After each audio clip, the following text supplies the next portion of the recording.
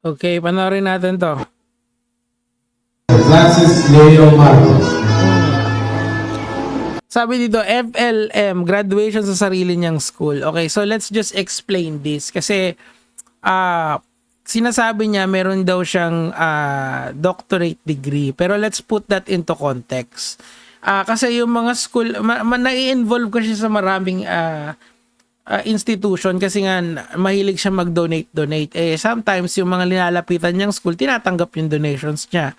Pero I just want to put this into context para alam nyo yung sinasabi niya exactly. Now, panoorin lang natin para matawa tayo lahat. Oh. Tigas oh.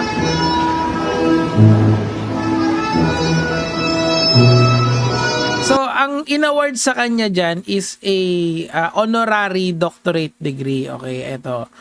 Honorary doctorate degree is a prestigious non-academic degree. Sana nakikita nyo, di ba? Non-academic degree by universities to individuals with exceptional life-altering achievement in the field of philanthropy, art, and public service. So, this is given to anyone na ayan, kasi di ba humanitarian yung peg niya. Pero let me just tell you kung paano kumuha ng doctorate degree ha. So, after mong gumraduate ng high school, magka-college ka. Sa college mo, usually 4-year course yon or sometimes kung tri-sem yung inyong eskwelahan, 3 taon lang yung course mo na yon. So, meaning, kailangan mo muna ng bachelor's degree, okay? After nun, kailangan mo ng masteral, ng MA na tinatawag. After mo ng MA, mag-PhD ka na.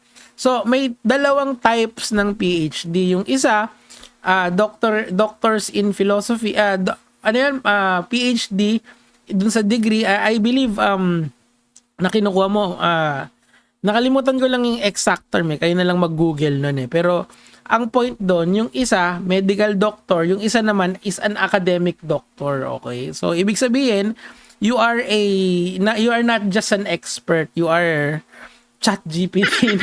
Joke lang. So doctorate ka na sa, hindi ka lang basta expert, you are beyond an expert kapag nakuha mo na yung doctoral degree mo. Ako, like for example, kung gusto kong kunin yung PhD ko sa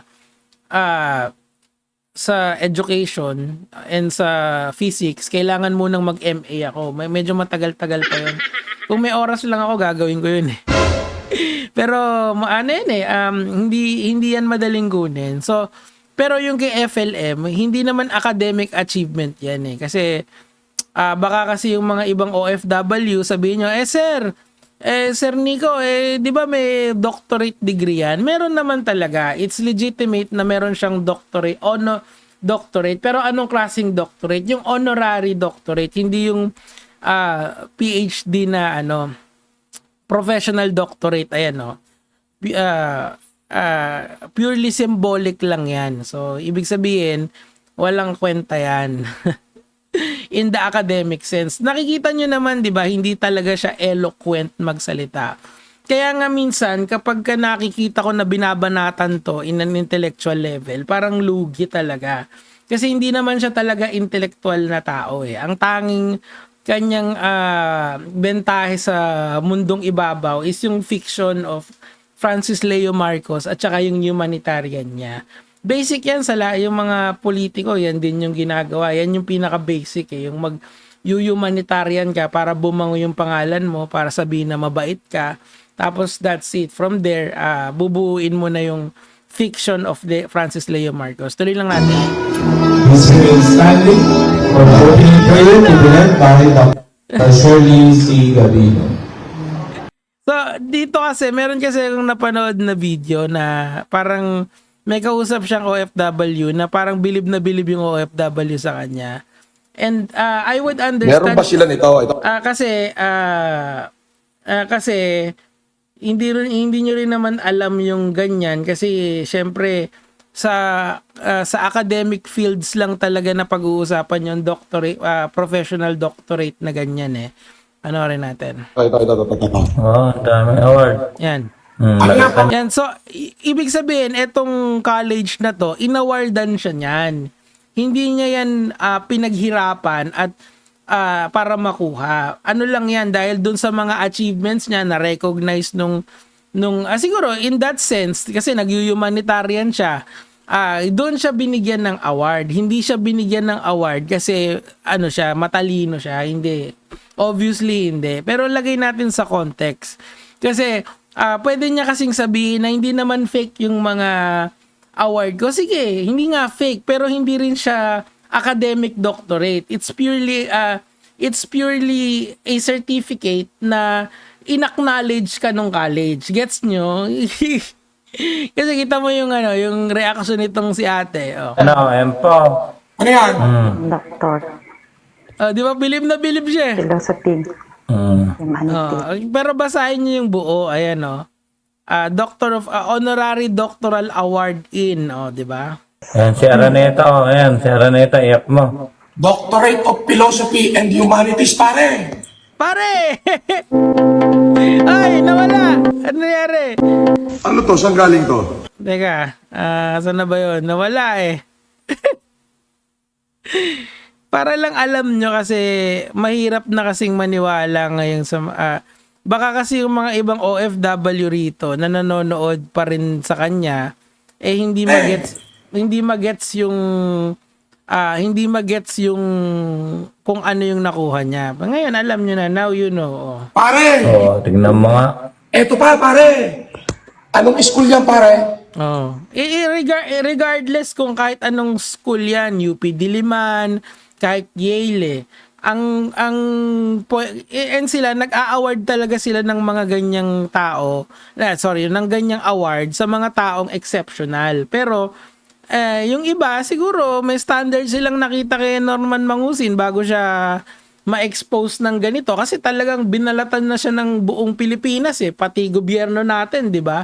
Pinakita talaga kung sino siya 'di ba? So parang wala na talaga siyang ididepensa doon sa mga ginagawa niyang hindi kaaya-aya noon hanggang ngayon, 'di ba?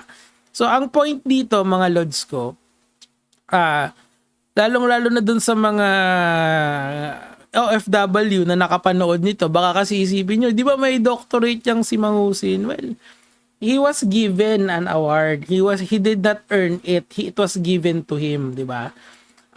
Of course, yung standards ng school, iba-iba yan. So, whatever it is, kung ano yung standards nila, siguro dahil kala talaga nila yung humanitarian talaga yung galaw nito at hindi yung mga alleged na pangloloko niya sa OFW, di ba? Tuloy natin.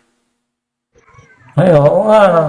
Pare, Yung pinakamagandang school lang. Pare, ayun, basahin mo. Cambridge Training College of London, pare. Ayan, nabasa mo? Knox, Talon. Di ba po, hindi po nakakaano yan. Ay, sorry. Hindi po nakakabilib yan kasi Knox, gumano ba? Hindi po nakakabilib yan. Kahit po kayo, pwede kayong bigyan niya ng eskwela. Basta, alimbawa, pinakita nyo dun sa eskwela na kayo ay 20 years na OFW, di ba? So, ako, nung nakita ko talaga tong video na to, sabi ko po ilang OFW pa kaya yung nakakita ng ganito at bumibilib sila sa ganito. Hindi, wag po, nako. Kahit sino po pwedeng bigyan ng eskwela niyan. Depende sa eskwela. Ay, oo nga. Pare, Yung pinakamagandang school lang. Pare, ayun, basahin mo. Cambridge Training College of London, pare. Ayan, nabasa mo? Knox, Talon doon nga. Meron ba silang doctorate? Ay, wala.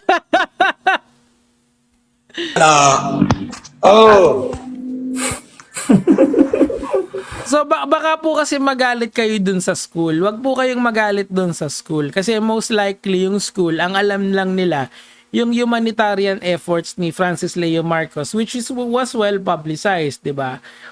Yung Mayaman Challenge, 'di ba? Naging laman niya ng balita nung 6 years ago.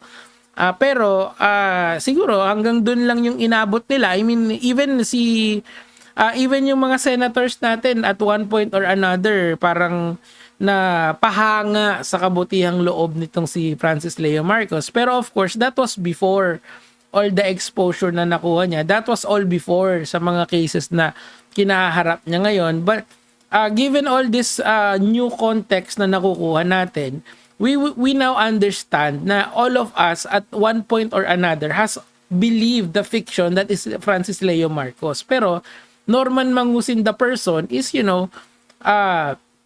is far different from what he is trying to portray here in social media. Okay? So, yung mga doctorate degree niya, again, hindi yan technically hindi yan fake, pero it is not an academic achievement. Kasi kita nyo, pag narinig nyo doctorate, kala nyo naman, kung akala nyo talagang binigay, hindi. That is similar dun sa, di ba pagka sa preschool ka, pag may ginawa kang kabutihan, bibigyan ka ng sticker dito. Parang ganun lang din yun. Aba, ay lintik naman ang binabas nila. Dalawa ang doctorate degree. Mahal ng milyong-milyong Pilipino. Doc, again, ulitin ko, hindi yun academic degree. It's an honorarium lang siya. Kasi marami siyang ginawang kabutihan, okay? Senatoriable aspirant. Magiting na lalaki. Matangkad. Guwapo. Yung matangkad, I think yun lang yun. Kasi nakita ko na in person si FL, matangkad talaga siya. And 6-footer siya according to the, or 5'11 yata. Matangkad di ba? Malaki ang lato-lato. Malaking lato-lato. Ay, naku. So, I think, I believe na etong mga ganitong galaw ni Norman Mangusin, ni Manong Norman, is to portray an image of someone na matalino, matulungin. Parang parang Iron Man, di ba, yung genius billionaire philosopher.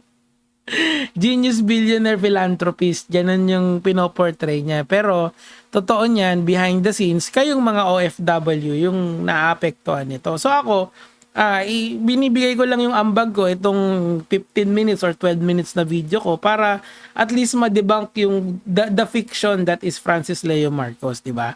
Fictional kasi yung storya ni Francis Leo Marcos. If you remove all the context, parang ang great niya, pero hindi ang hindi talaga alam mo yun. Anyway, trending din naman siya, so it's much this is a good way in debunking him. Yun lang naman po yung sa akin for today. Kaya mga lads.